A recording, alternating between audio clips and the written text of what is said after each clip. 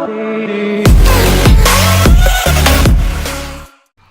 everyone, I hope everyone is doing well. This is the max out day for the third week of the training cycle, and everything went pretty well. My shoulders were absolutely fried from the different lifts, so you'll notice some of the reps that I have here look a bit more difficult than usual. I was actually supposed to on this one go to 200. I forgot to put the 2.5s on, so I accidentally went to 195. Made the jump to 210. This was pretty difficult. I spent more time at the bottom to get more stable, to make sure bar was in a good position for myself to squat up. And then I was able to get this 220, so I hit the 210, got the 220, and wasn't moving terribly fast today, not that I really ever do, but the 220 went well, and I felt like I was technically doing the lifts well. I just didn't have any shoulders to do anything. And there I caught with my right arm bent a little bit. I tried it again, and it wasn't really that close. I think next week, when I do these maxes, I'll be able to get pretty close to that. And let me know what you think about me not sharing a lot of the earlier warm-up sets. I just shared like the last couple sets. I'm going to do the same thing with the clean jerks as well. My clips were all kind of weird because I labeled them by weight. And I thought that'd make it easier, but it really just disorganized everything because I didn't do it with all the clips. And it was just, it was a mess trying to get all the warm-ups in there because those are the ones I didn't label. But that first clip there was the 245 clean and jerk, and then this is the 265.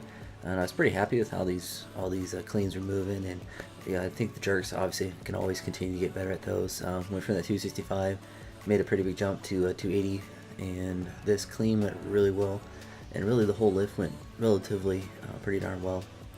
On this one, I think, yeah, the jerk was pretty good on that. So I didn't really jump back too terribly much on that. I definitely want to get better at having my head more down, kind of, or my arms back more. And then this is 295, so this is actually a new clean jerk PR, which is super exciting. And was able to get this. The clean went really well, which was surprising. And then I was able to catch it. You know, it may not have been the cleanest as far as a press out or something like that, but I really don't think I pressed it out. I just think my elbows were, you know, not as strict as I would be with a lighter weight. I don't know. I think it would have counted in competition, and definitely in the fatigue state that I am. This one I tried 305. I just didn't have enough in me to make a really good attempt at that.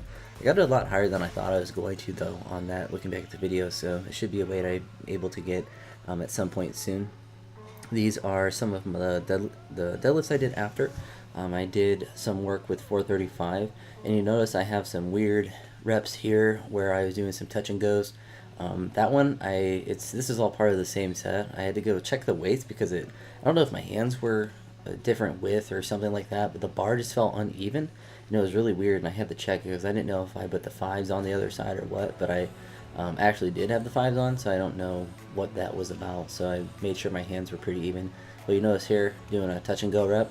I'm going to try to add these in on this day to see if I can get some extra benefit from that, mostly on like the extra, do like an extra rep on the set, or on the third rep of each set, do like a touch and go, and then do an extra rep, or the third, or you know, whatever. Just do a couple touch and go reps.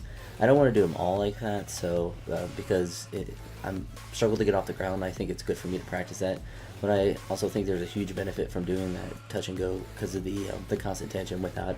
So I'll play around with that as I continue with the weeks.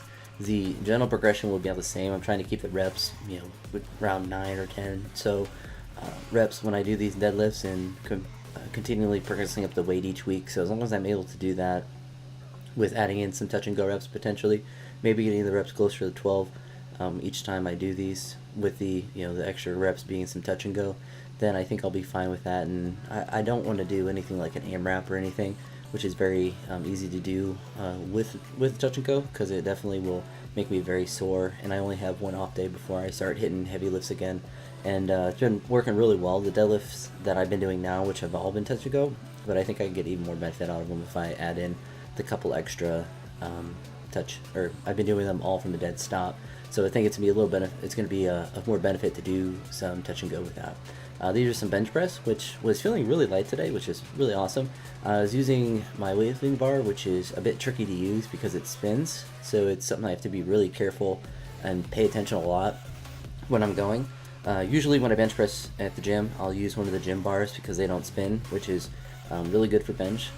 One of the benefits of using my bar is a little bit thinner, so it feels, I like the feel of it for any lift, even for bench press, but it just is a bit spinning, so It could be something that it could just fly out of my hand randomly and smack me in the face or plop down on my chest if I wasn't paying attention. But if I was doing a max rep or something, then I wouldn't want to use this, or I'd have a spot of some sort. But it's not anything where I'm worried about it really flying out of my hands. It's just more putting my wrist in a compromised position potentially, and then making the weight hard to press up. I'm still doing closed grip for the most part. My grip isn't like super narrow, but it's definitely closer than what it would be without that. And just trying to get better and better at the bench pressing and just adding a little bit of weight each week. But that was the max out day, so a lot of good work for me. Wish I could have got a little bit more on the snatch, but I was able to hit a quite bit on the clean and jerk and get a lot of good accessory work in as well. So with that being said, I'll talk to you all in the next video. Hope you're all having a great one. Peace.